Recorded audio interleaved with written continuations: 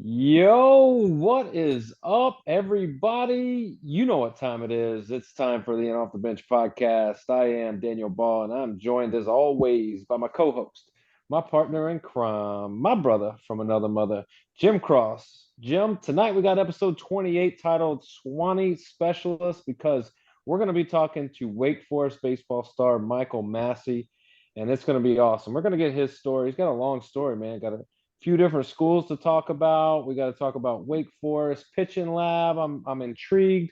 We got to talk about the expectations, the new faces on campus, man. It's going to be exciting. I'm ready to get after it because baseball season, believe it or not, is right around the corner because, we're going to blink and it's going to be Halloween. We're going to blink again. It's going to be Thanksgiving. We're going to blink for a third time. It's going to be Christmas. And then you know what that means. January 1st rolls around and it's nothing but baseball. But enough of that. Let's get to the man himself. Help me welcome onto the show with the biggest interview in podcasting this week, our man, Wake Forest baseball stud, Michael Massey. What's up? All right, our What man. up? Yeah, he beat me to it. Our man Mike, man, what's up? Just living, getting through school, practice, fall ball, kind of. Yeah, no doubt. Like the school life, I'm envious, man. You get to our age, you got kids and responsibilities and work, man. Enjoy college life. I know a lot of guys say, oh, it's so much with sports and academics. Hey, man, I'm telling you, enjoy it while you're young. You get old, like Daniel says, you blink. Next thing you know, party's over. So, but before we get into all things college, your story growing up, man. Right now, I got the TV on right now with the Astros and the Rangers. MLB playoffs are going on. Have you gotten a chance to watch? And if you have, is there a team that you like to win it all? Being from by now North Atlanta, of course, I wanted the Braves to watch that series against the Phillies, which was tough. But I think now I kind of want the Phillies to win it all. I mean, they're a fun team. It's hard not to want them to win. Their fans are crazy. It's hard watching the Phillies to want them to lose. So I think at this point I have to go with the Phillies. It's hard to want the Phillies to win, but I feel you. Like it is like just I think it's a lot of just jealousy and envy that people have about the fan base of just Philadelphia because they're so strong. They love their team so much. Like it's cool to know that your city, has that. And being in Tampa, we don't have that apparently for baseball. So it's kind of frustrating, but I can see your point, man. They're fun to watch. Yeah, for sure. I mean, the Philly fans are crazy for every sport.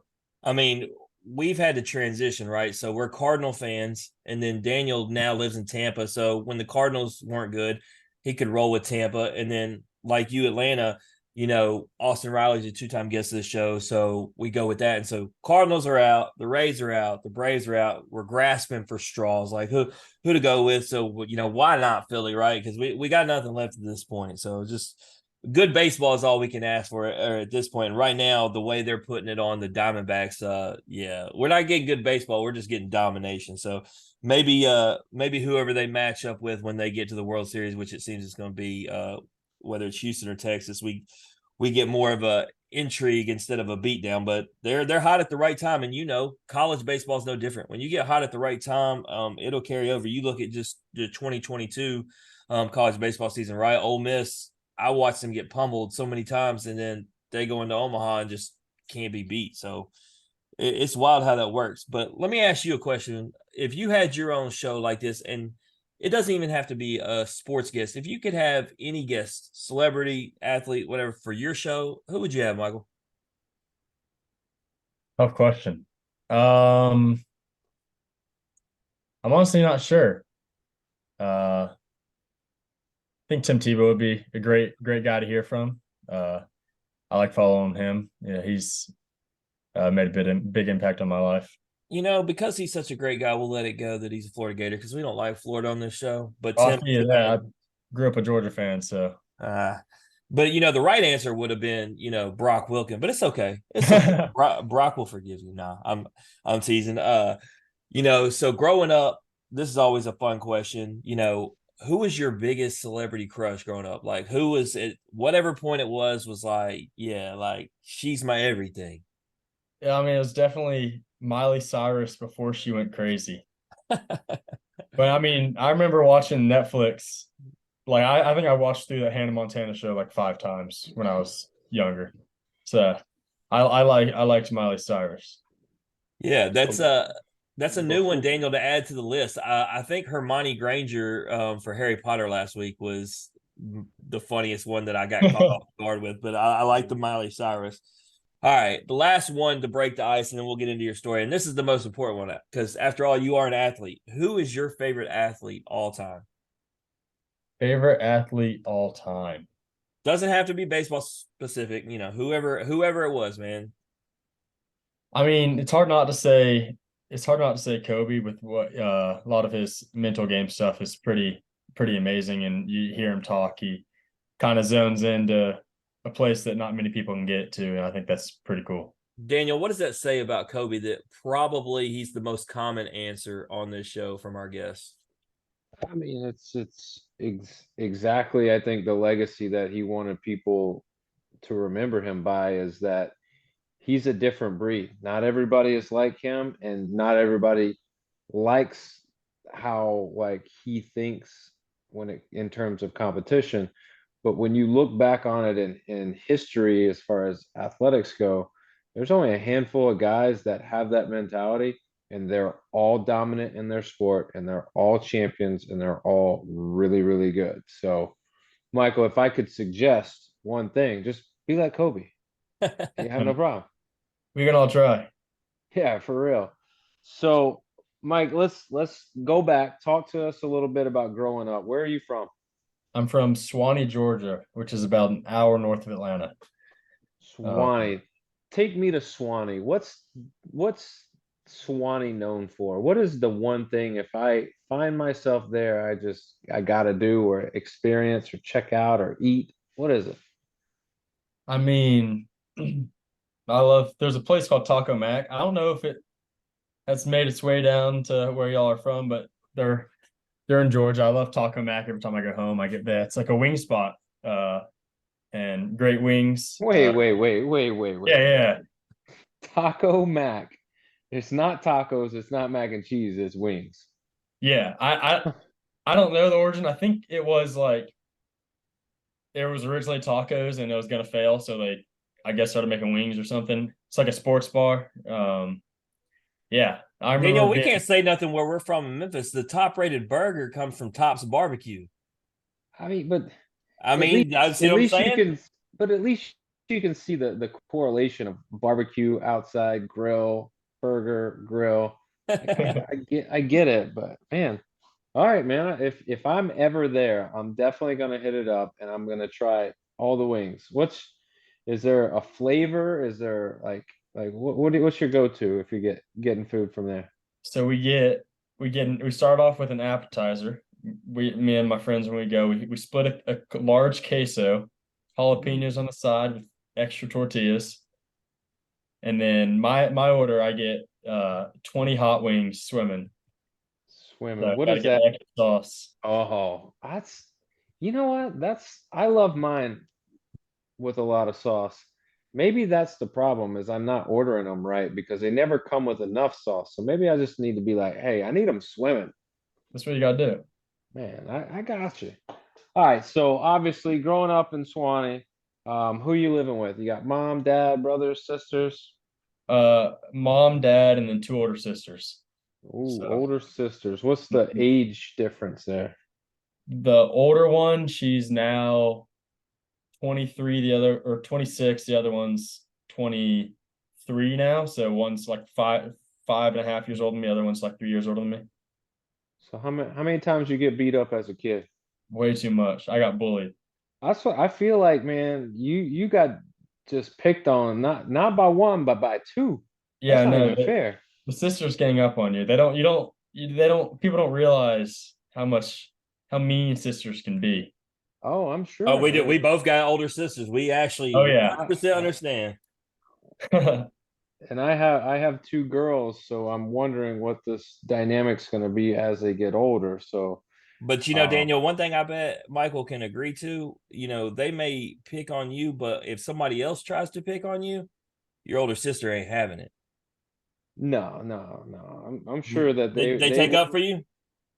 Yeah, they definitely do. It was kind of nice having them. I like all through high school or whenever, like growing up, they were always. I had friends with like people, all the like softball girls from 2 years older than me, so I was kind of I had free built-in friends because of them, which was nice. There you go. Hey, there's no shame in that. You get some residuals from just being a part of the family, Come on. So, obviously you talked about uh your sister's playing softball, but obviously you were an athlete too. At what age do you start playing baseball? Or 3 or 4, probably. And And then what was that the only sport, or were there multiple sports that you played? I played baseball, a little bit of basketball. I played basketball growing up. Tried football one year, was just horrible. And then quit basketball in like sometime in middle school and just focused on baseball ever since. Seems like it worked out for you. No, Making I'd say it has so far. So far, no, man, you've had a great career as up till today, and we expect it to continue to get better and better for you. But obviously, it was baseball. Um, Now we get into the discussion of travel ball and high school ball. I want to hold off on the travel part and just talk high school. What high school did you go to? So I actually went to 2 high schools. I went to so I'll start from the beginning. I went to North Gwinnett Elementary Schools through like fifth grade, transferred to Buford High School, kind of a big name. Was there from like fifth grade to 10th grade, and then my family moved back to the same neighborhood I grew up in. I had the choice whether I want to go to Buford or North Gwinnett, and I went to North Gwinnett. So graduated from North Gwinnett, but definitely had some Buford in me culturally and made an impact on me. Yeah, I mean, you earned two varsity letters at North Gwinnett. You were named first team all county, first team all region. Um, Tell me a little bit about high school baseball. Was it competitive? Was it, just something that you did because you were at school? Because I know that at some point travel ball becomes like the big push to the next level. Yeah, no, it's definitely very competitive where I'm from. Like we're in the highest like size of schools. We're in 7A. I I guess for perspective, my first varsity outing, first time I ever touched a varsity mound, field, whatever, was against Parkview, who was at the time the defending national champions. So, or claimed national champions. I'm not sure how they got that title, but back-to-back state champions. So we played them. That was my first outing, and I remember being thrown in the fire. I kind of wasn't sure if I was good enough, and then I ended up going complete game with no earned runs. So worked out, but it was a very, very competitive conference. I mean, you're right. You just got thrown into the fire and you told them, I'm gonna shove against your self-proclaimed national championship. So, obviously you had the skills. Was that kind of the turning point in your head where you're like, oh man, I got something, I have this talent. I can do it. I can like, was that the motivation you needed, or did you feel prior to that you were ready for the moment? I definitely had a lot of motivation. Not sure. I don't think the confidence definitely wasn't there. I wasn't sure that I was good. I just knew that like I spent a lot of time that off season like getting a lot better. Like I was on JV as a sophomore. Wasn't like too great. I had got some college attention going into my junior year, so that kind of helps a little bit. But I know I had a lot further to go if I wanted to be where I wanted to be, and so that really I think that turned me around from a confidence standpoint. We also go into how competitive it was. We were that year. We were North Carolina. We were preseason 4 in the nation. So we had high expectations. I was transferred in. I wasn't sure how I fit on the squad. Wasn't sure exactly where I align with the team. And then Now we know why he picked that school when he made his options. Yeah. maybe so. But yeah, it was definitely big for my confidence.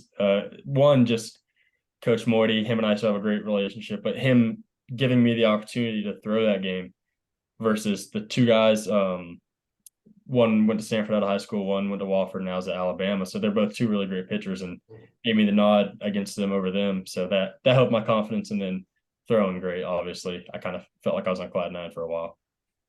So let's talk about travel baseball. You were by perfect game, you were rated the 18th best right-handed pitcher out of Georgia for the 2021 class. Mhm. Um, Obviously, for those that know travel ball, perfect game is the one. Like they're the organization that you go to, that you're a part of, that gets you looks from not just college level, but from professional level standpoint too. So tell me about your travel ball career. Who did you play for? Team Elite. So I played with Team Elite from 13U on. My dad coached me up until like 12, up through 12U, and then sent me over to Team Elite, and I was there for the rest of my time. How many teams does Team Elite have? Way too many.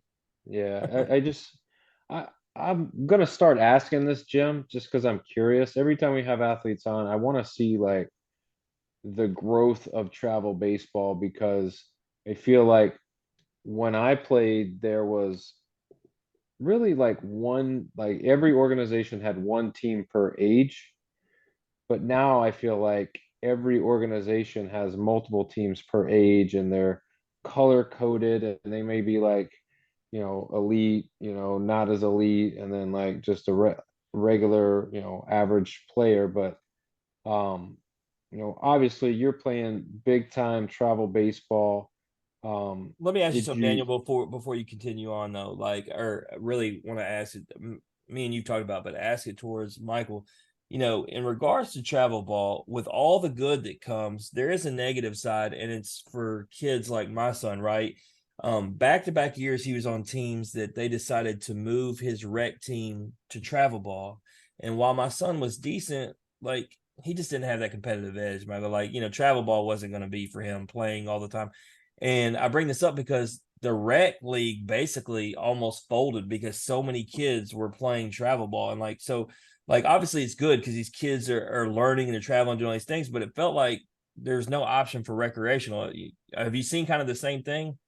Yeah, I remember like growing up, I played rec ball until like through 8U. So not too long, but like even after that, we were doing like our we did our travel team like out of our rec park, but everything was like we had teams. So like I remember like being the Blue Jays, being the Athletics, being this and that. And now even like back in my like the home park I played out of, it's like you're North Gwinnett and you have like a black team, a gold or a black team, a red team, a white team, and a gray team. Like that's it. So I don't know if that's less people are playing, like baseball is dying, or if it's just more people playing travel ball. I'm not really sure exactly what that is. But I I definitely don't definitely think baseball's dying. I think it's more travel teams because I think uh, it's probably hotter than ever. Wouldn't you say, Daniel? yeah, I think a lot of it has to do with money. Like people will pay it. And like, when I coached travel baseball, one of the things that like our organization prided ourselves on was getting kids to the next level. So like people would pay top dollar to know that you're going to get their kid playing at the next level. So I think a lot of it is that, but also a lot of it is um, I think baseball, like people like baseball, people want to play it. There's 9 different positions that you can play, so a lot of people can play at once. It's kind of like football, like you have a lot of positions where you can get a lot of people playing time at once. But I think parents prefer their kids playing baseball instead of getting hit like in football. There's a reason why Oh, moms love yeah. baseball. Yeah, I'm glad, Michael, that I have 2 girls so that I don't have to fight that battle of like, if I had a boy, like I would want them to play football, but I don't know how much my wife would want them to play football. So it's just easier not to have that. So you get into travel ball, you start, playing top level competition. I'm sure, in Georgia, you don't have to travel far. You can go down to Cobb County and play the best of the best every summer. But At what point do colleges start, approaching you and saying, hey, like we want you to think about us, or hey, like here's some papers, let's sign, let's go. So for me, it was summer going into my junior year. I know a lot of people, it starts a lot earlier, but no, I started summer going into my junior year. Started throwing like 86, 87, and then school started like coming to my games, reaching out. I was throwing and get a little bit of attention, and it kind of started rolling from there. So you correct me if I'm wrong, you had a little setback, you had some surgery prior to your senior season, right? Yeah, correct. So I actually, with all the perfect game stuff, I tore at PG National. Mm-hmm. No one knew. I remember like feeling like torn, whatever. My arm didn't feel great after that. This was like a Thursday. I had another outing on Tuesday, and I threw good at PG National, so I started getting some like a little bit of attention. People started reaching out to me. I have another start with my travel team on Tuesday. I don't tell I'm about to back out of the start, and I see like scouts start rolling up. I'm like, well, I can't tell them now. Like I got to throw. So throw like 2 innings. Tell my coach like, yo, I can go one more inning, but my elbow's killing me. Like I gotta be done after one more. He's like, he pulled me right then. So he's awesome. That Jamie Crane with Team Lee, he's an amazing guy. But he pulled me then, a rehab for like 2 weeks, tried to throw again, and had like horrible outing with 2 strikes out of 10 pitches. Or no, 1 strike. Yeah, threw 8 straight balls, a strike, and then a ball, and pulled myself. But yeah, that was definitely. He's just said, I got it, coach. Don't worry. I'm gonna take myself out. Yeah, I just looked at him like gave him one of these, and he knew. Because I mean, I definitely wasn't ready to throw, but we were in like the semis, and I wanted to give us a chance to win. So didn't work out. We lost the game, but it's okay. So let me ask you this. So that puts you kind of like in this predicament where you're trying to decide what school you're going to go to, but now you're injured. Was there any apprehension after that, once school started finding out that you're injured? Yeah, so I was actually committed to Tulane at the time already, and but I just remember being super nervous. Me and my parents both were when I had to call them and let them know like, hey, I'm getting surgery. Like we're like, are they still gonna like hold up my scholarship, or are they still gonna like? Because if they change the amount of money I'm on, I can't go there. It's a cost 80 grand a year to go to Tulane, and if I lost money, wouldn't be able to go. I'd have to open it up, and that'd give me a world of trouble. So no, it was definitely scary. Going from like feeling like safely secure, like had like a great like summer, was kind of giving myself a name, felt like I was gonna give myself an opportunity to throw well as a freshman, like top of the class, but that definitely set me back. So it was kind of a little scary there. So did Tulane, I mean, obviously Tulane, what did they tell you when you had that conversation with them? Were they cool with it? Were they all right? Were they like, no, man, this you gotta They go? were awesome. I remember calling Jay Ullman. He's the head coach now, but he's the one who recruited me there. He called me and was just, or I called him and told him what happened. He was like, "Hey man, it's like it happens. Well, like we're with you. Like nothing, this doesn't change anything." So I remember telling my parents like being super happy about that, and told them, and then they started like, "Hey, what are you planning on doing? We have like we can't like technically give you their number, but like you can look up this guy and like he will know if you want to call him like the team doctor. He actually he so it's kind of cool. The Tulane team doctor and the doctor I went to created the surgery that I had. So I was I was gonna get the surgery either way. I got the repair rather than the full reconstruction, which was really nice. So they were really helpful about that. They were really cool about like me wanting to get ready to be back. And throughout the whole rehab, kind of just staying updated with me, and like not giving me any doubt in my head that it changed anything. It's kind of a good story for young athletes to hear, because so many young athletes could have easily just kept throwing and kept throwing and kept throwing, but you were smart enough to realize, all right, I got to take a step back. And And I'm sure maybe not in the moment, but after the fact, you probably had thoughts, oh man, like, what does this mean for Tulane? What does this mean for the next level? But, my next question to you was really, well, why Tulane? But it seems like you kind of answered that. Yeah, it's definitely the coaches and the culture there. I love like Coach Jewett, Jay, Daniel Latham. They're all great guys, and um, I have nothing but love for that program still to this day. Those guys are great, but I actually committed to Tulane without ever going down there because it was all COVID stuff. So like it was just the coaching staff. I remember COVID hit, and I was talking to Jay at that point like every single day, like just building that relationship, and it really made me feel like they like wanted me and like I belonged there. So that was really cool. They were coming off a great season there, 15-3 the COVID season. So Yeah, they just made me feel wanted, let really. me tell you something, Michael. Man, when it comes to any school from Louisiana, it's culture and family, right? It doesn't matter if we've talked to LSU, Tulane, Louisiana Lafayette. It's the reason why I love it there so much. My family's from there. It seems to be. It doesn't matter. Like I said, it doesn't matter the school. It's always culture and family. And when guys are brought in there, they say the same thing. And I think it speaks volumes to the state of Louisiana and the athletics. It's just kind of the way it's been ingrained there. So you get down there. What's that like? Because you said you hadn't been there.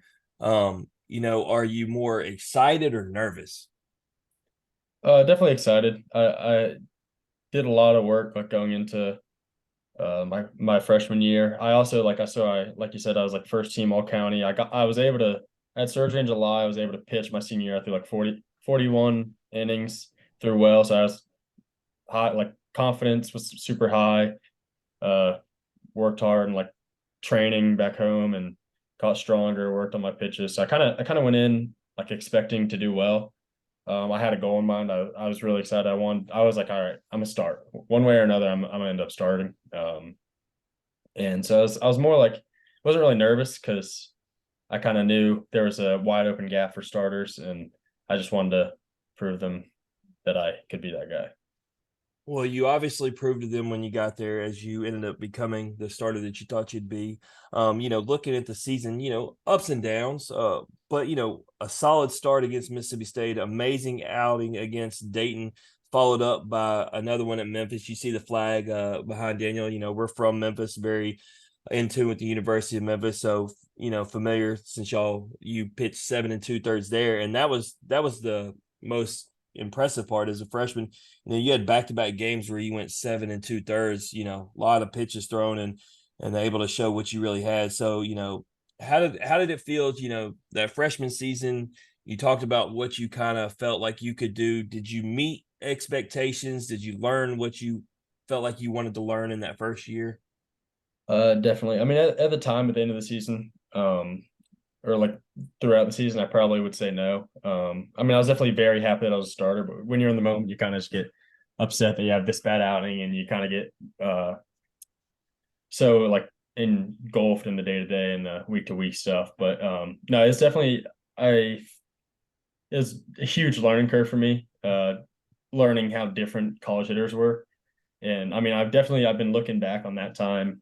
Uh, is this year last year I was a reliever, planning to go back in the starting role this year. It's definitely kind of helped me this year with the confidence. Like, hey, my stuff freshman year was pretty awful, but I survived and I threw well. Obviously, I plan to do more than survive this year, but it's given me the confidence to know, like, hey, I can start. A lot of people see me as a reliever, I can start. So it's given me confidence to this day that I can do it. Yeah, it's something that I don't know how much you follow on what I put out on Twitter, but I've been telling people, in regards to Massey, they're like, he's a reliever because I've said, I think they'll have the best weekend rotation, with Burns, Hartle, and you, and they're like, he's a reliever, and it's like you clearly don't know that he came from Tulane, and like I just said, relievers don't throw 7 2/3 back to back games, so like speaks volumes. And like I said, there's the ups and downs, but I think it was very valuable what you were able to take from Tulane. But the question becomes, how does Wake Forest come into the picture? So I gotta get to Wake Forest. I gotta rewind a little bit. So I It was actually against Memphis. So this was Friday going into the conference tournament. We play on like Monday or something. I was going to start on Wednesday. So Friday, all the starters were getting touches, like 1-2 innings, just so we could keep our arms going into the conference tournament, but not a full start. Stoned against Memphis. They had me throwing the 8th and 9th. 8th started a little rocky. And I sprained my ankle, like I had to get pulled out of the game. I was pissed. Could hardly walk for like a couple days, and I had a start upcoming in like 5 days. So I was like, all right, I got a sprained ankle. I can't walk. I'm in a boot right now. Got to figure out how to throw. So whatever. Get out of the boot, have an ankle brace, figuring out how to throw again for the days leading up to my outing. And so ankle brace, whatever. The day I wake up, walk on the bus, and Jay's like, hey, we're gonna use blah blah blah. We're gonna use Hoff before you. He's gonna open and then you're gonna go. I was like, all right. So I'm a little mad there, get fumes going a little bit. And so I think that kind of might have helped. But I go on that outing after figuring out how to throw, and all freshman year I was like 90, 92, would touch 93, maybe 94 if I was feeling good. And then that outing I came out, I was like 94, 96. Like no reason. I'm so confused. I'm throwing. I feel in the pin. I'm like, I'm throwing pretty hard. Go out there. What are you talking about? No reason. You were pissed. No, that's You not were why. I'll get to amped that. I'll get up. to that later when we start talking about the lab. I'll get to why it was hard. But so I'm throwing, and Bennett Lee, he actually came with me to Tulane, or from Tulane to Wake Forest. We came together. And he's his every time he did it a couple hours before, I'd throw a pitch and his face would just light up. He'd look at the gun and just light up. So I was like, all right. I throw a pitch, whatever, one time and go to back up first base because that's the way to do his pitchers. And Bennett goes, you just hit 95. No way. So I start freaking out, whatever. Here I hit 96 out and really happy. And then at the time I had no coach, so I'm figuring out how what I'm going to do with upcoming season. I'm like, I just hit 96, had a good freshman year. I don't know if I can envision myself coming back to Tulane without the coaching staff there, because that's the whole reason why I went. And so I go in the portal, and I expected to get some calls. I expected like a decent amount of like traction on my name because I started as a freshman, but nothing like what happened. I remember I went in the portal at like noon and didn't put my phone down until 4:30. Like it was just like call after call after call after call.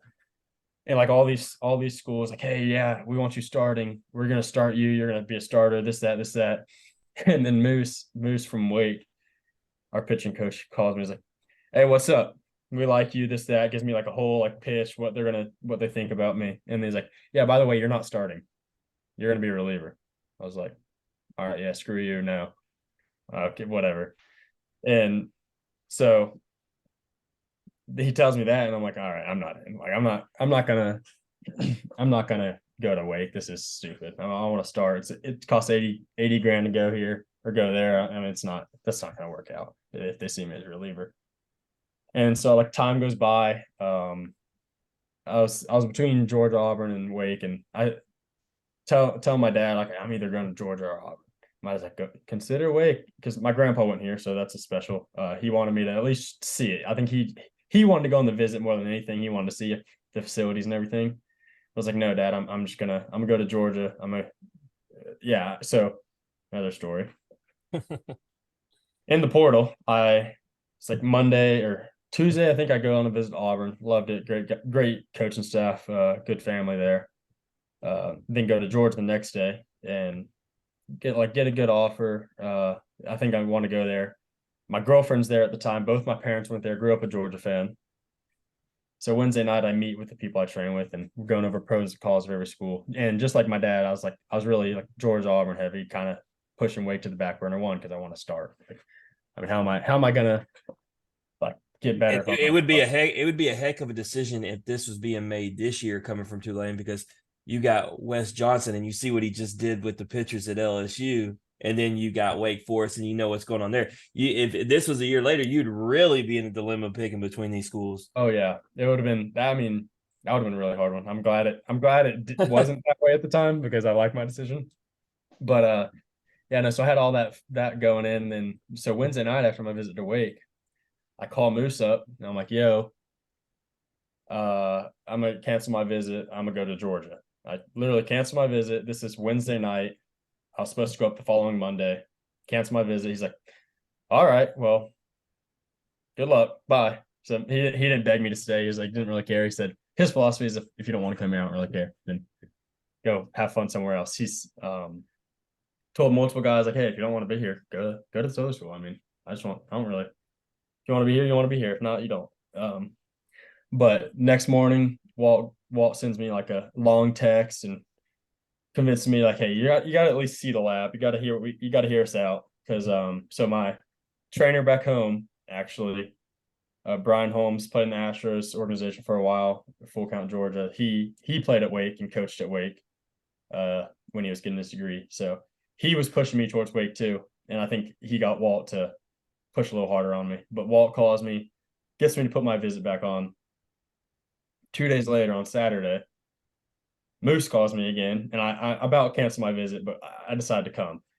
Monday comes around, brings me on my visit, gives me a full development plan. We're going to do this with you. It's going to make this better, and then shows me the lab and everything. And I'm like, I'm fully bought. I'm a nerd, so I like I'm a nerd about mechanics, nerd about ball flight, pitch data.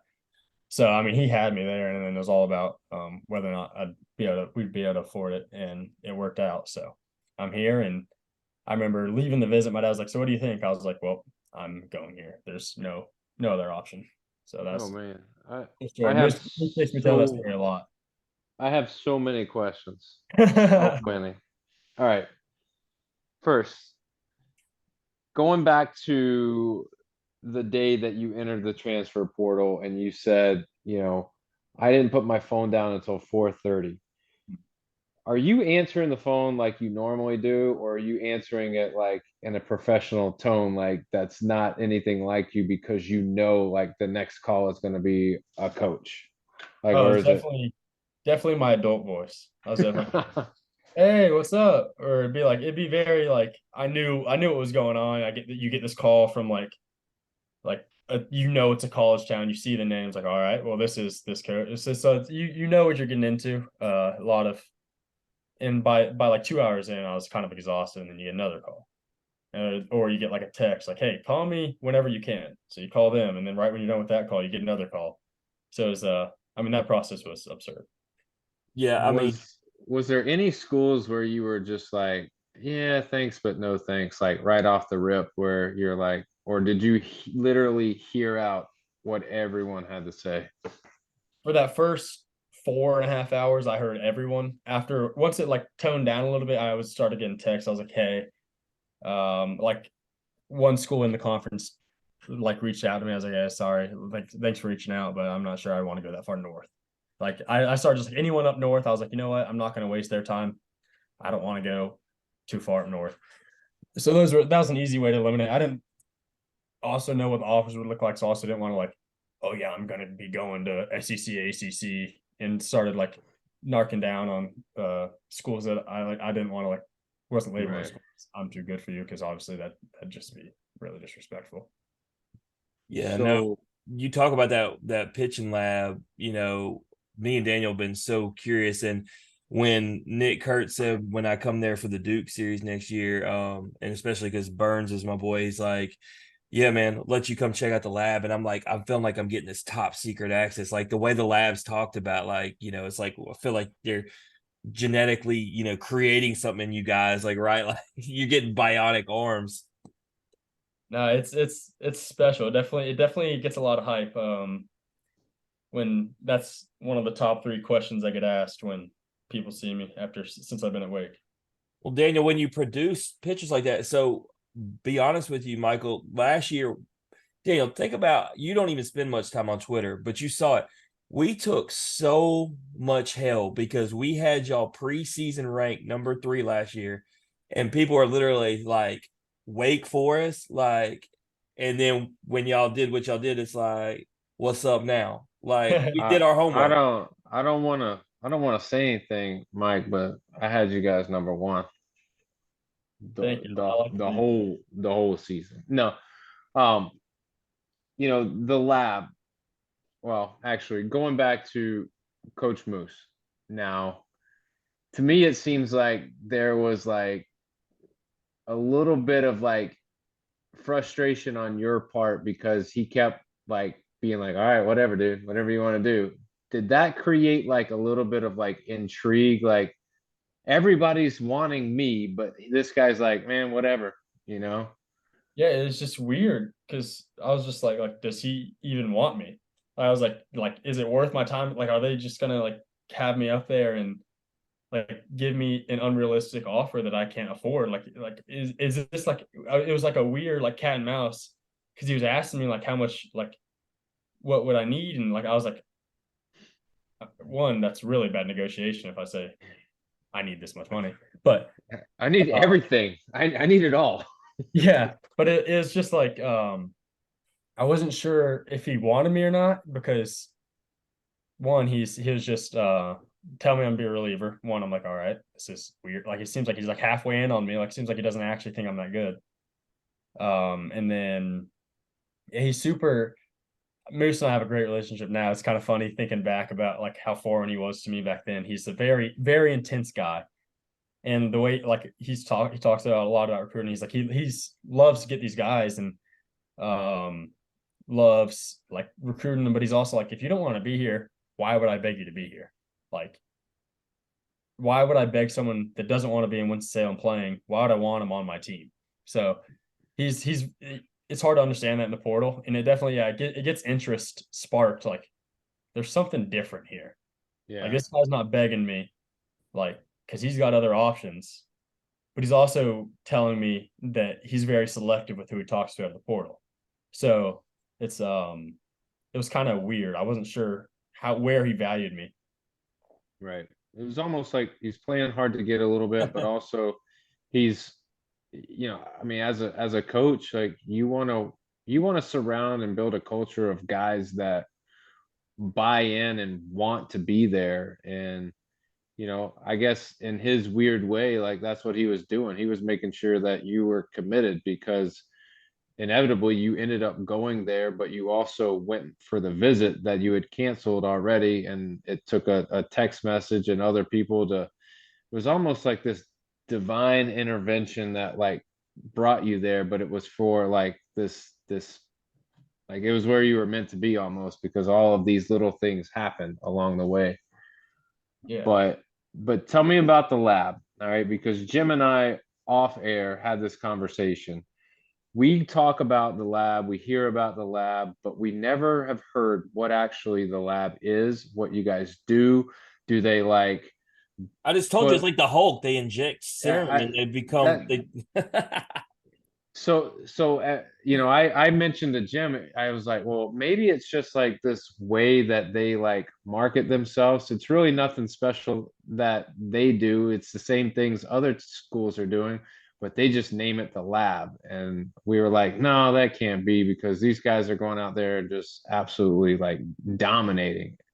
So I don't know how much you can talk about the lab or if it's like Vegas. What happens in Vegas stays in Vegas. What happens in the lab stays in the lab. But what you said you were given a developmental plan and based off of what you could do at the lab. So like, what does that look like? So I guess I'll start with what they told me. So at the time, I didn't rotate on planes, so my glove rotated a different plane than my shoulders and my arm. So that was just a low hanging fruit. Moose saw from video, like, hey, we're gonna be able to fix this. And then Moose, he's like, we'll be able to teach you a slider, just trust. Freshman year, I basically just only threw fastballs. I throw a slider like to get people off my heater, and I throw changeups sometimes to lefties. But now he's like, all right, you have a good fastball. We know that. We'll make it better by doing this, and then I'll teach you a slider because I can. And then I forget exactly what else he told me, but and then so that was kind of what he pitched to me. Pitched like the result changes from the 2021 year to the 2022 year with Rhett, Crawford Wade, one of my teammates now. He might have given Teddy something they did with Teddy, something they did with Hartle to make him have a good jump at the end of his freshman year. So it was all just like kind of data that backed it up. Like, hey, this was the year before, this was now, and it worked. And then I guess now I'll give you a professional answer about the lab, and then I'll give you my answer. So the lab is we have like we have two sets of cameras. We have a Kinetrax and the Qualisys. Kinetrax is like normal in the lab, just videos of like without the markers, like you see the dots and everyone. The Kinetrax, they can just video whenever. So like if I go throw in the lab, like I throw a bullpen, I have the lab, I have the TrackMan on. They can turn on the Kinetrax, they can track my body, how I'm moving, see how much hip shoulder separation I'm getting. And then they also have force plates in the mount, so they see when your foot interacts and then or touches and when it actually applies force. And the Qualisys kind of gives a more accurate version of this, but the Kinetrax is very accurate, but Qualisys, I guess, is more Does defined. it give you like immediate, like in the moment feedback? Like if mechanically you're doing something wrong, is there like a beep or something shows where like you hear it or you see it and it's like, okay, like this is exactly where I'm doing something wrong or mechanically I'm off? Or do So you have to go back and look at video to go, all right, this is where the breakdown is happening? yeah, so that's for the mocap with the Qualisys, like it doesn't do any of that. We have a biomechanist on staff. Her name's Kristen Nicholson. And so she'll get all the data from that and she'll break it down and turn it from physics terms to baseball terms. Her and Mike McFerrin, our lab coordinator, and Moose, they'll all collaborate and be like, hey, this is what he's not great at. Like maybe we can like he needs to work on this. And then Mike and Moose will start brainstorming what plyo drills, what drills we need to be doing, how we're going to approach this.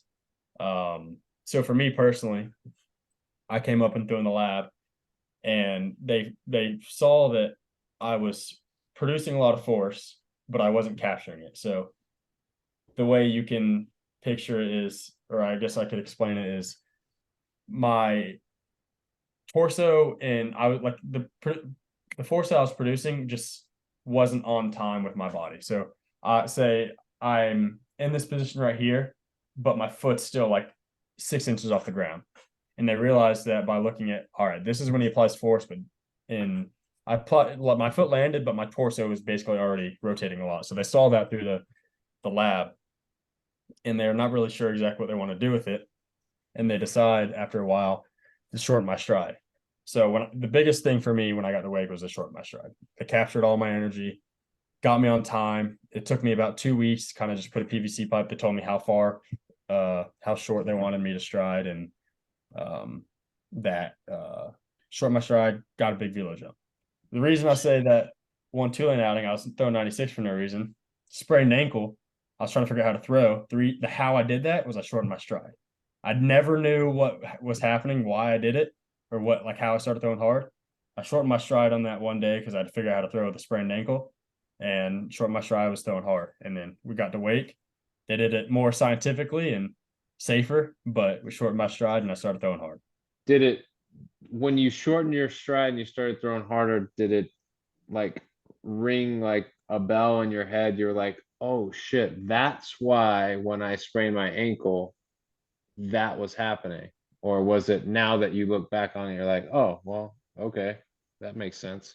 It took me probably about like 8 to 10 months because I'm a nerd about a lot of mechanics, but I didn't exactly like put the pieces together until I started like giving the pitch. Like I've explained to different people like this is what we did and this is how it worked. This is why it didn't work. Here's 2 videos from before and after and what happened. And when I did that and I saw the 2-lane video, I was like, wait, my stride was shorter, and that's why. I remember that whole summer after it happened, I was like, what is like how did I do this? We kept looking at video from the beginning of that year to that outing. We're like, me and my people back home, like, what is like how did I throw hard this outing? Why? And that was it. I realized and put the pieces together, and then I actually just told Mike and Moose a story about my sprained ankle like a month ago. So they're like, yeah, that makes so much sense. Dude, Jim, it's crazy. Like there's so much more layers to this lab than what I even Why do you could think I'm so excited imagine. to see it? And think about this. Well, I was just telling the boys how intrigued you were. You hijacked my section because you're so intrigued by this. I I'm blown away, man. Like this is like mind-blowing stuff because you have like you have everybody that's a part of this lab, you have like biomechanists, kinesiologists, exercise scientists, like the whole like physiology department is like a piece of the lab that's looking at mechanics, looking at movement, looking at the physics of the body and throwing and like analyzing it all. And like when you think about how many layers that has, that's unbelievable that baseball has turned into that.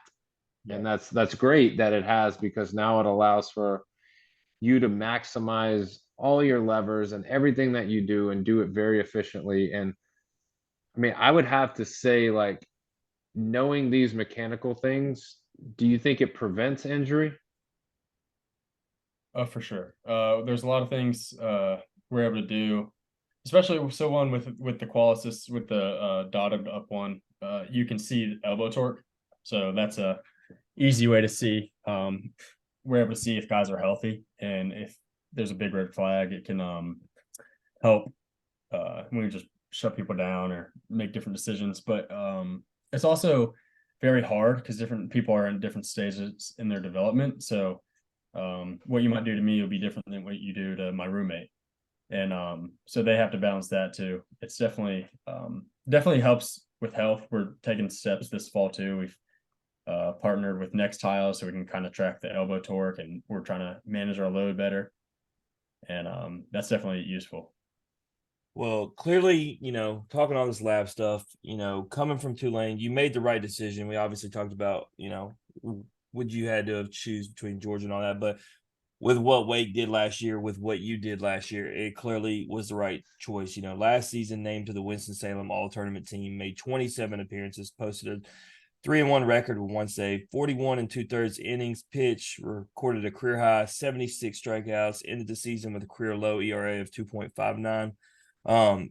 So clearly, looking at those stats just from coming from Tulane, and you were talking about SEC, AC, you were playing in a harder conference and having much better results. So it speaks to your growth and development. It speaks to Wake Forest. It speaks to your coaches and everything. So, did you expect to have that big of a jump and that much success? And especially with, that whole mentality, you went from a starter to the bullpen.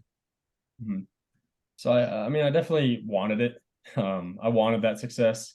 I like to. I mean, I put in a lot of work to get the results, but I also wasn't truly sure how good I was.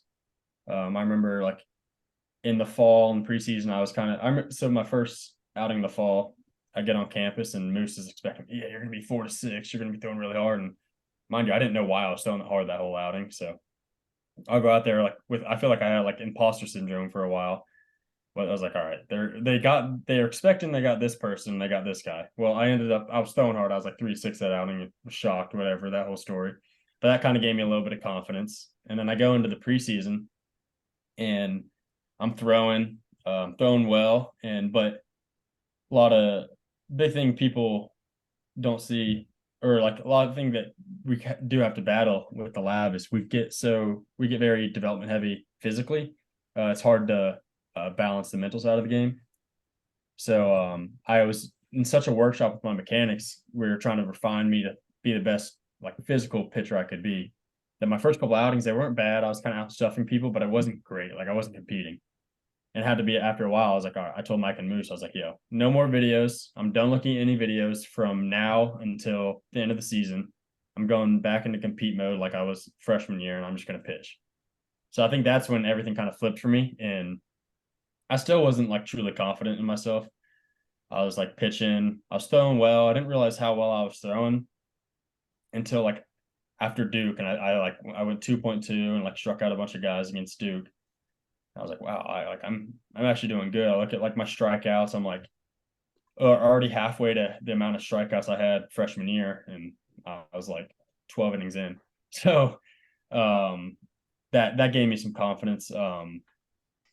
But it took me a while to realize like, hey, I'm a dude. And it also was really hard for me going from the starter to a pin, from the starting role to the pin. Is one I've never relieved, and I see myself like I'm a very low energy guy on the mound. Other than when I screamed off the mound against LSU, and that was the first time I've ever shown any emotion ever on the mound.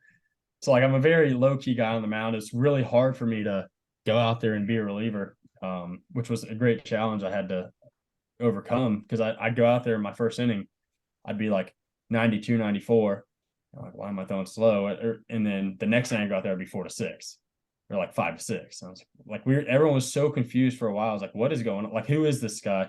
And it took me a while to like finally realize like I got to go attack from first pitch because I don't have like I'm not settling into the zone. Like some days I might have 3 outs to get and that's it. So you can't just settle in. Which I think that learning that lesson will help me going back into the starting role because like first inning is always the hardest as a starting pitcher. You got to like establish the zone. You got to be aggressive. So I think it took me a while to get into the reliever's mentality, but I definitely think that the reliever's mentality will help me as a starter too. Well, I think you felt comfortable by the time I saw you in person. I went out to the couch and watched y'all in the Notre Dame series, and you pitched 2 2/3, gave up no hits, 2 walks, but struck out 6. And so, clearly you looked comfortable with me. I mean, you K6 with 8 batters tells me a lot. And like you said, you didn't show a ton of emotion, right? Like you're just sitting there mowing them down and going right back to the mound and just doing your thing. And so I did notice that about you, but like I said, that was your 8th appearance into the season, so it seemed like at least by the time I saw you in person, you were pretty comfortable. No, I definitely had learned how to handle it, and I also I think we were losing at the time. We ended up losing that game. Crazy story. No one knows. I don't think Hartle spent that whole night throwing up, so he was really really sick. I showed up to the field that day, and Moose tells me, "Hey, yeah, you might start." Hartle was throwing up all night. I was like, "Sick. I want to start." But then Hartle shows up. I'm like, "All right, this is awesome." Hartle's throwing, but they're like, "He might go 2 innings. He might go 1 inning. Be ready." So I was in the bullpen from like the first inning, getting ready to throw, and I think that preparation kind of had me going. I was ready, and no, it's kind of nice once I realized like, hey, I don't have to be a starter. And I think that once I truly accepted that I'm not going to start and like I'm going to help this team however I want, like this is how I'm going to help the team. Once I truly bought into that is when it started showing. Because for a long time, obviously, I was like, I'm gonna find my way in the starting rotation. I'm gonna do it. And I'm obviously I didn't tell anyone else this, but I was thinking that. And it kind of I had to take a step back. I was like, yo, bro, like if you want to help the team, you got to stop thinking that. Like you can't just be pissed off. Like I wasn't pissed off about the role, but I was like too determined to get better. Right. You got to take a step back. Like this is your role. Well, what's interesting about, you saying that he was sick and you were possibly going to get the opportunity to start Daniel, we know this, and Daniel was a college baseball coach. That's sometime when the opportunity comes, you could have went out there and threw a complete game, shut out with 13 Ks, and then all of a sudden coach is like, all right, you know what? We got to start Big Mike next week because I can't see a performance like that and just let him come out the bullpen. I mean, Daniel is that's how it sometimes happens. I mean, the best guys can have an injury, get sick, whatever, somebody fills in, and that's when the opportunity comes. Yeah, you don't want to lose games because you failed to maximize the innings out of your best guys, you know. Mhm. So let me ask you, for you, regular season, what do I looked and I saw a lot of amazing performances out of the bullpen. Which one was your favorite outing? Regular season favorite outing. Oh gosh, I haven't thought about these in a long time. Well, I asked regular season for a reason because I knew if I let regionals and super regionals be in there, they would be the answer. So Yeah. I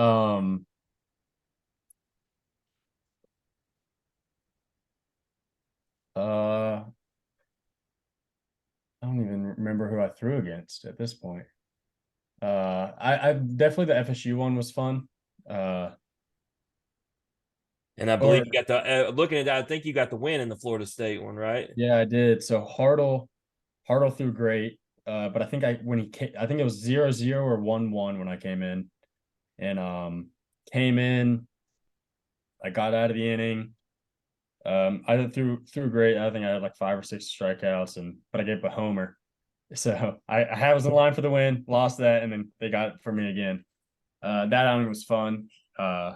going through their lineup was fun to pitch against.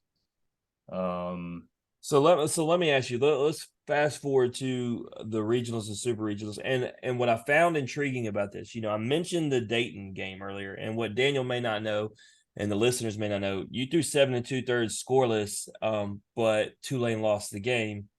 And I bring that up because in regionals and super regionals, you were able to come in the game, and I want to know what the feeling's like when your team is so good offensively that like next thing you know you're pitching with 15 run leads like I mean I don't know what that mentality is like normally you got to come in there and there's all the pressure as a reliever, right? But when you play for Wake Forest, like you find yourself up on Maryland and Alabama by these ridiculous leads. Like what is that mentality like? Do you get relaxed, or is it still just 100% all business?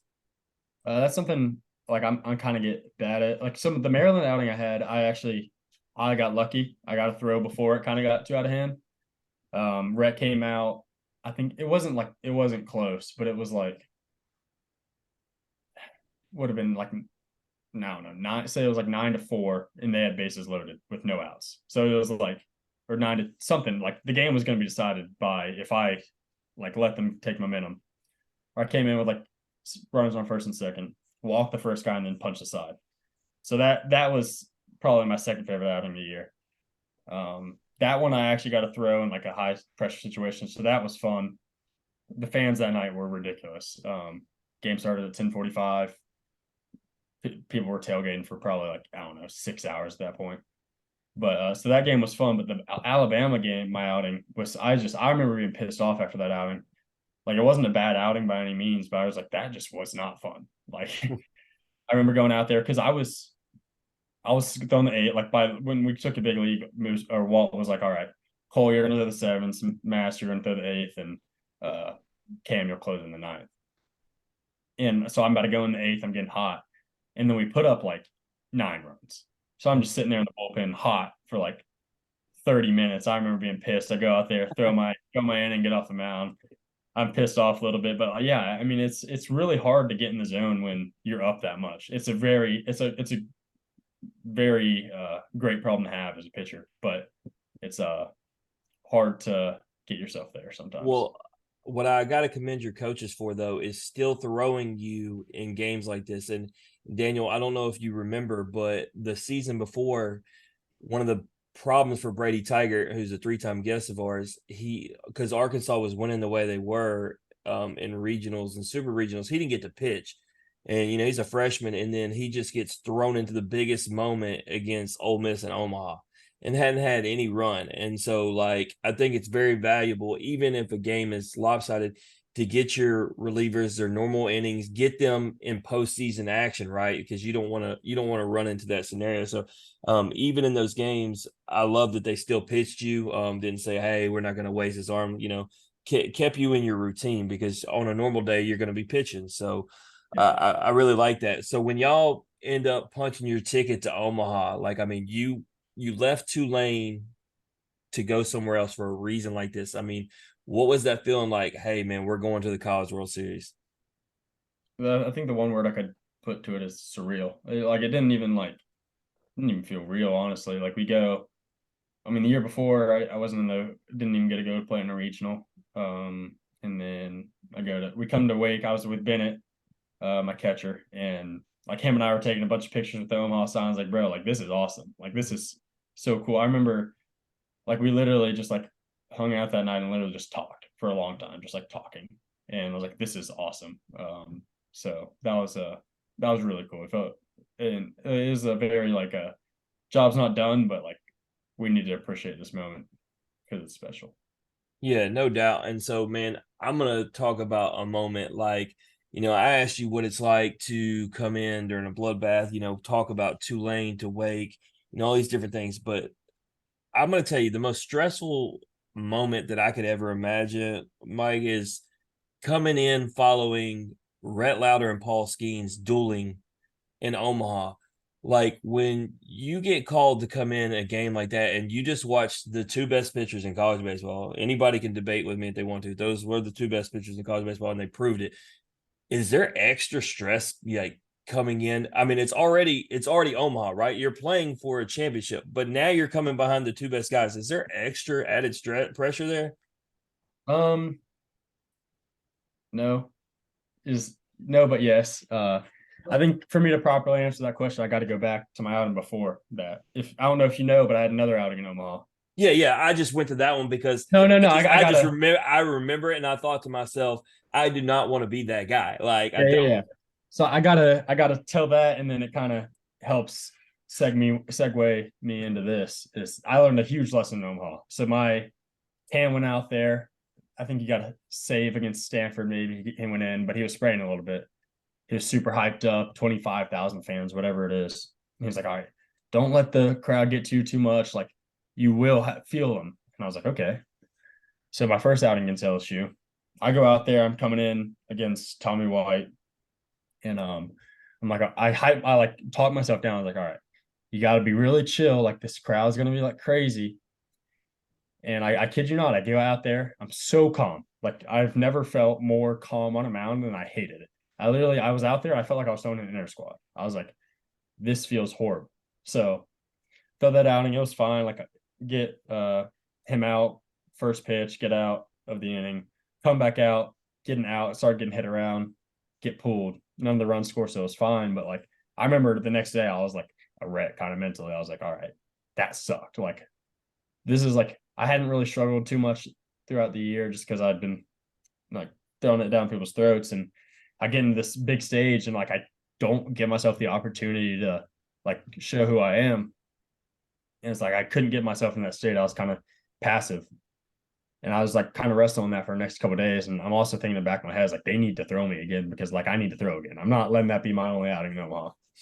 Right. And so they sent me like I remember the game starts going on, rest pitch count starts getting up, so they send me and Cole Rowan and Cam to the pen. I'm getting excited. I was like, all right, this might be me. Like this is exciting. Like they're gonna find like I'm gonna get my opportunity again.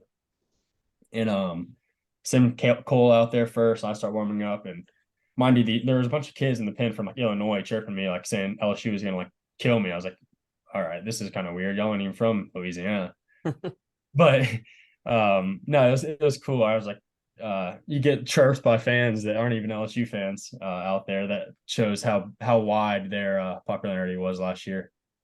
But I go in the game and I'm like, I tell myself I'm gonna be like super like I'm going to let the crowd like affect me. I'm gonna just buy completely into the atmosphere. I've never done this before. I'm just gonna like full send. I'm gonna go out there, throw hard, like throw as hard as I can every pitch and just go. And so I get out there, strike out Cruz, and then they intentionally walk Tommy White, and then Trey Morgan lines out to center. And I remember coming off the mound thinking like, oh my gosh, like do I scream? Like do I do it? And so I finally I scream off the mound, first time ever in my life, and that outing was super cool. I remember like later in the outing, I'm keep throwing good, and I'm sitting in the dugout. I was actually telling some of my teammates about this earlier because we're talking about gratefulness right now, and I remember sitting in the dugout, just standing there, like thinking, like this is the best game I've ever watched in my life. Like this is by far the best game I've ever watched. And then I was like, and I'm pitching in it right now. Like that's really cool. So it was nice to be able to like take a step back and like actually appreciate the moment.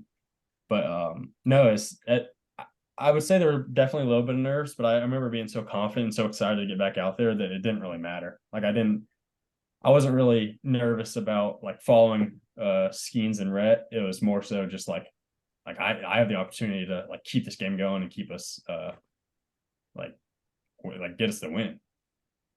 Yeah, and I mean the thing about it is, stat boxes will tell a lot, and then of course I was there, and so someone would see and they would see that you got the L hung on you, right? But if they watched or if they look at the stat box, they will see that you went 2 2/3 and had 5 Ks. You only gave up 1 hit, 1 walk against that LSU lineup. Like you went out there and did your thing.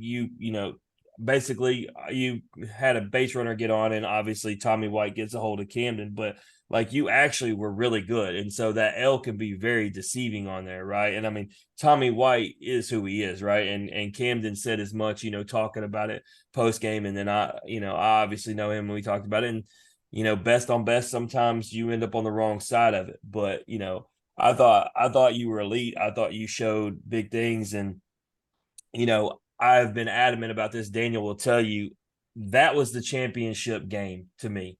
I stayed there for the whole thing, watched the Florida series. There's no one who couldn't convince me that Wake was not only just a better team than Florida, but a better matchup than LSU. And if you look at the scores of the games, that tells the story within itself. So, and with that, I haven't been shy about coming into this next season. Right now, I always make a pick before the season.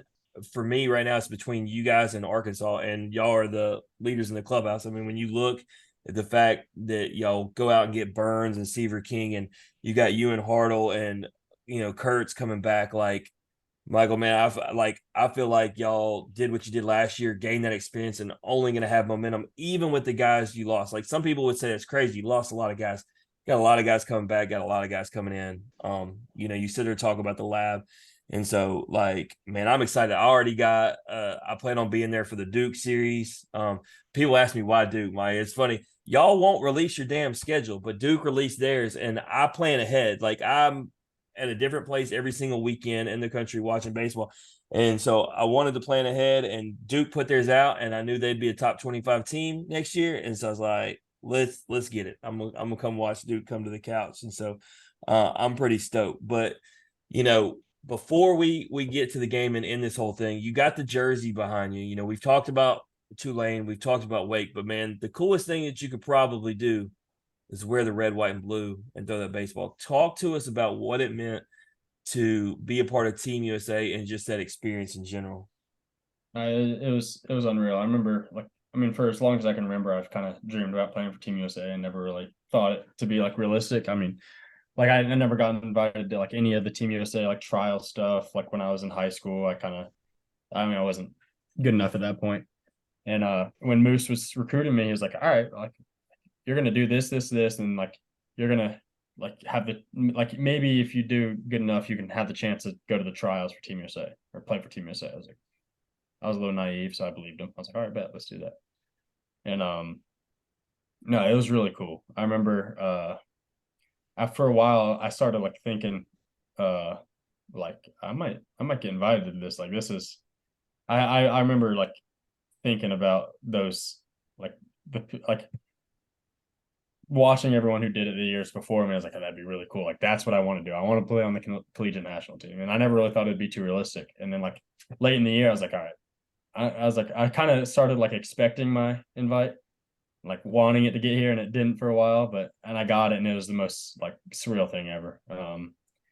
It was really, really cool. And after Omaha, like everyone gets home, everyone's saying goodbye. I remember Harden and I went to the trials, so we had to go through, or had the opportunity to go through. And it was also like mission wasn't done yet, like because I was very happy to get the invite, and I know I was like, all right, I'm going to make this team. There's no way you're gonna put me on this like trials and give me the opportunity to do this and not like I'm not making this team. Obviously I wouldn't tell anyone that. I was kind of just thinking that.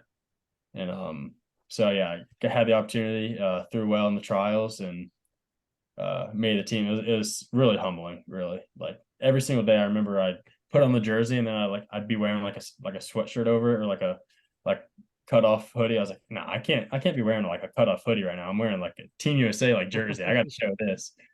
So I mean, it was the whole time I was there, it was just like, this is like, I was like, I gotta appreciate this. This is special.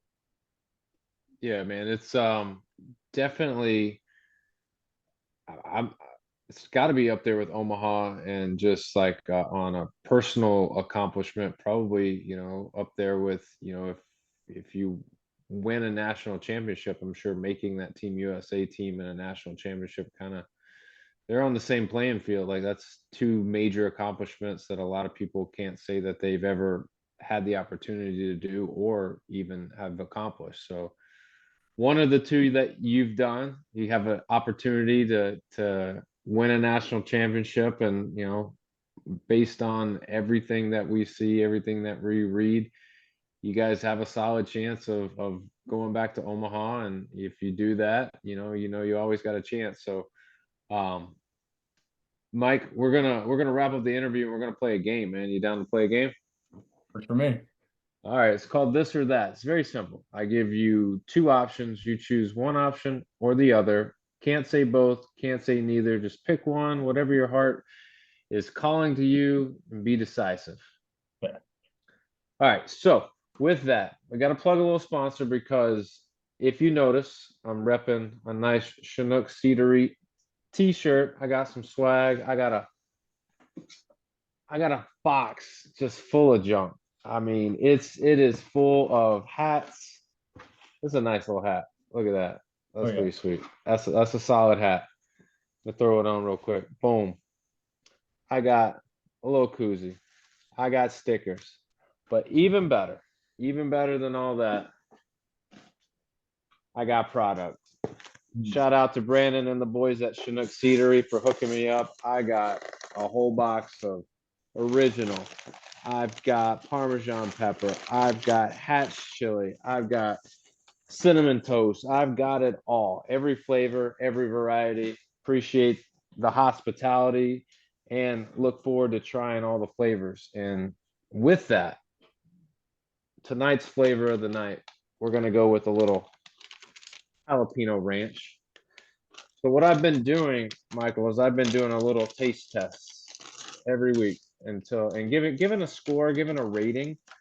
So every episode I do a little taste test. So I do three seeds. Um, Three seeds. I don't want to have a whole bag. I don't want to be overpowered with the flavor.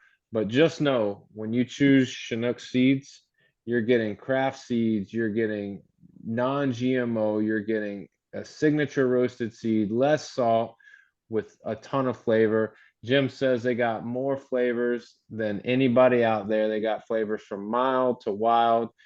And if you notice, we're I trying was I jalapeno was ranch. prepared for you to be that. I got my three favorite with me. Oh man. Cinnamon toast, man. I can't wait for you to try the cinnamon toast. Mm. All right. Initial. Initial. All right. So initial taste on jalapeno ranch. You taste the ranch, which you would expect to taste. A little powder. Um, what I do like is that it's not overbearing ranch. It's not too dilly. It's a good amount of ranch. What I also like is the seeds are huge. You know, in order to get big seeds, you got to buy jumbo seeds, and these they give you the big ones no matter what. So I appreciate that. Easy to crack the seed, easy to get to the seed. Um, and then the last thing, which I like some spice, you get a hint of jalapeno at the very end, just a little hint to tell you that it's there. So my rating for these is a 9. I'm giving the jalapeno ranch a 9. 9 out of 10.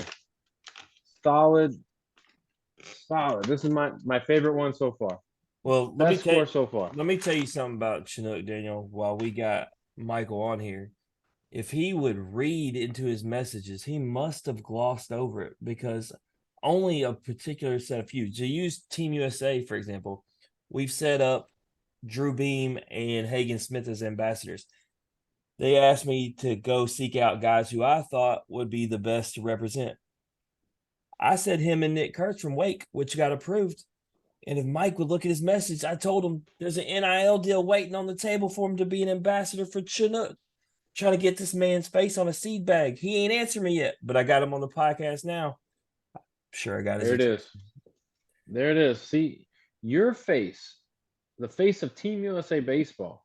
You may not know that, but in my eyes, you're the face of Team USA Baseball. And Michael, you could be the face of Chinook Seeds. I I mean, like, appreciate yeah, it is. Like, I got to rephrase what I told you earlier. You had two really good personal accomplishments that you have the opportunity to succeed in. One, making Team USA Baseball. Two, winning a national championship. Really, you need to add a third one. That's putting your face on a bag of sunflower seeds. Like, They're pretty cool. yeah, that'd be awesome. I would buy that bag 10 times out of 10. So, all right, to the game so we can get you out of here. I'll start off with an easy question. PlayStation or Xbox? PlayStation. What's your favorite game? Probably last one I played was like Madden. So Okay. Solid choice. All right. Would you rather have breakfast for breakfast or breakfast for dinner? Breakfast for breakfast. Hmm. Are Daniel, you are you opposed though? Are you opposed to breakfast for dinner? Because there's some weirdos out there that are like, no, you can't have breakfast for dinner. No, not at all. I mean, when I get hungry, I go in my kitchen and make pancakes at night. Daniel, on Nice. Pros and Joe's earlier, my heart was so happy because Joe Lander and Lindsay both said they want breakfast for dinner, which is what I want. Hey, I think breakfast at any time is great.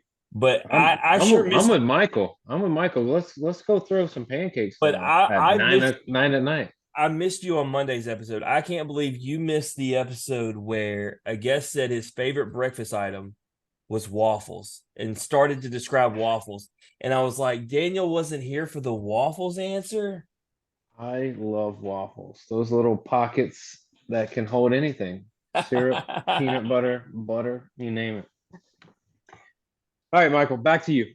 If you were left on an island with either your worst enemy or no one, which option would you choose?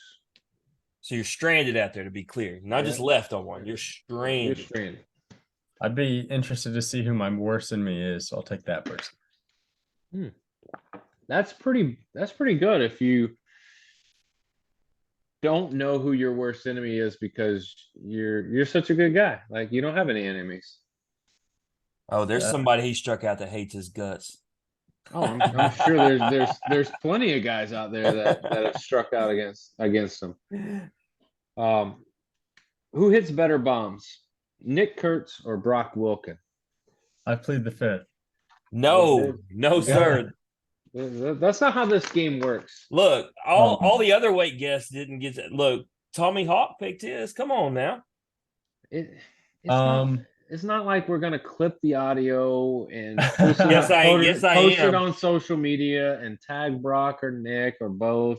Do you know Might what even the tag Wake you Forest know what the smart baseball. answer is, Daniel? Look, one of them has moved on. One of them he has to play with this year. Yeah, Nick. That's the answer. I mean, Nick had a homer off me like 3 days ago, so I think that's my answer.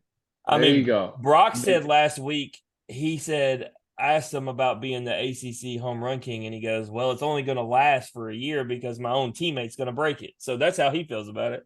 Yeah, that's a fair statement. I mean, those two are, I mean, crazy back to back. All right, Michael. Would you rather own a massive yacht or a private jet? Yeah.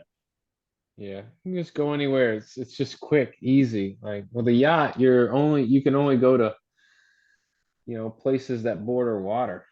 That's no Daniel, fun. I've said yacht the whole time, but as I wrote out my baseball schedule, a jet would make my life a lot easier. Like that 9-hour drive to Winston-Salem, I would love to eliminate that 9-hour drive. And I lose an hour on top of that to the East Coast. You know what would make a 9-hour drive to Winston-Salem better? Chinook seeds. Yeah, if you opened up a nice solid bag of Chinook seeds with Michael Massey's face on it. That I mean, he's gotta be on cinnamon toast though. Those ones are good. Those ones are really good. Is it? Yeah, we didn't even ask him. What is your favorite flavor? It's either those, but they have barbecue, right? Mm-hmm. Oh, smokehouse barbecue is. Yeah. Ty Floyd is the first person to say dill pickle, Daniel, and I just don't like pickles. It's weird to think that I would purposely put something pickle flavored in my mouth. I'm dreading the episode that I get to dill pickle and I have to do the taste test. I'm not even. I might be surprised. Have you tried the parm? In the dugout this summer. Michael, have you tried the parm? The Parmesan pepper? Yeah, they're not bad. I like them. Yeah, a lot of people like those. So no, I think my favorite was probably, I think a couple like the cinnamon toast ones or the cinnamon ones. They're good for like a few, but like if I'm gonna eat a whole bag, I got to go with the barbecue. Like if I'm gonna munch on them for a whole game, I think I gotta choose the barbecue. So Daniel, the account Bomb Squad on Twitter, he has actually said he mixes a couple different flavors. I think it's maybe barbecue and hatch Chalet. But he said he's found the perfect like concoction of like seeds. And so now Daniel, we got regular flavors that are just mild to wild, but now like we're interacting. Oh, that's what I plan on doing is once I've hit all of them individually, then I'm gonna start mixing and matching and seeing how this thing goes. I'm gonna have what we call a flavor lab. I'm gonna have a flavor lab for sunflower seeds. So, all right, Michael, last question, and then you can get out of here. Would you rather win the lottery or win a national championship? Win a natty. Oh, so Well, if I brought a suitcase to you and I slid it in front of you and I opened it up and I said, Michael, this is all yours. It's $1 million in cash. I'll tell you what, I'll sweeten the deal. I'll make it 3 mil. 3 mil. You can have this, or I can take this away and you can have this national championship. I mean, I think the ring has a little more value. look, let me tell It you, ain't got 3 million. your teammates Brock came on there and with the saddest face and said, "Man, it hurts so bad. I want that national championship." And Tommy comes right behind him and says, "F that, money. give me the bag." And I was like, "You got two different personalities right there." Brock, man, he said that championship is so close. He had tasted. I want that ring. Tommy said, "Drop me the bag." Yep. Money will come and go. I think it'd be cool to get the ring. Yeah, Oh, the guys with the ring will. say they wouldn't trade it for anything or the memories that come with the ring. That's the key, right? I think, Daniel, it's not just the ring, right? That's the key component. It's the memories that come with that are irreplaceable. Look, man, you can have the ring, you can have the memories, you can have it all. Pay me. Pay me Show him that ring, Daniel, just so he knows you're not full of crap. He told me he'd sell me that for 100,000. for 100K. That's all yours. It's, all yours. Nah, it's I get it, man. I think Jim and I joke because when you have a family, like we have kids, like the money would be like the right move. Um, but as a player in the moment, or I think winning the championship's the right move because that's what you work hard for. That's what it's all about. So, all right, Michael, anything you want to plug or promote before you get out of here? Nothing that I can think of. Well, I'll do it for you. If you guys want to know what Michael Massey's up to on a Wednesday night, he could be recording a podcast. Who knows? He might even be making pancakes at midnight. You never know. Going over to IG, Michael.Massey13. You can check him out, be up to date with him, see what's going on in his personal life. Or if you want to follow Wake Forest baseball, if you want to see what the Demon Deacons are up to during the season, you want to get hype videos, you want to get scores, updates, starting rotations, you name it, it's all there. IG at Wake Baseball. Michael, man, we wish you nothing but the best. We wish you a solid season, a healthy season, and who knows, we might have you back on talking about a national championship. That'd be amazing. Thank you for having me. Absolutely. That's Michael Massey, everybody. We're going to take a quick break, and when we come back, we got to talk Major League Baseball playoffs. We got to talk University of Memphis football meltdowns. We've got to talk Penn State, Ohio State, Cowboys, Saints, you name it. We're going to talk it all. We'll catch you guys back here soon.